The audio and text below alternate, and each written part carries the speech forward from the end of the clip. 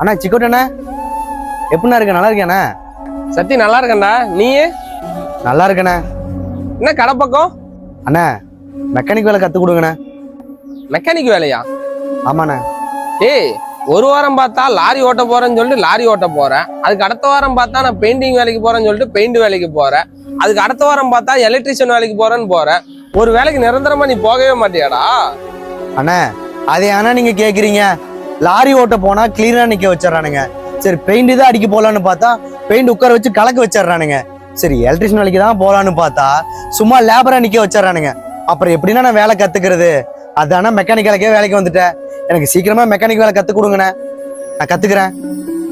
சத்தி, உனக்கு நான் மெக்கானிக் வேலை சொல்லி கொடுக்குறேன். ஆனா இந்த வேலைன்னு இல்லை, எந்த வேலையா இருந்தாலுமே ஒரு 6 மாசம் அந்த வேலையில இருந்தீங்கன்னா மட்டும்தான் அந்த வேலையை உன்னால கத்துக்க முடியும். இப்போ உனக்கு லாரி ஓட்டவே தெரியாது, ஏதோ ஆக்சிடென்ட் ஆயிடுச்சுன்னா யார் பொறுப்பேற்றுக்குவா?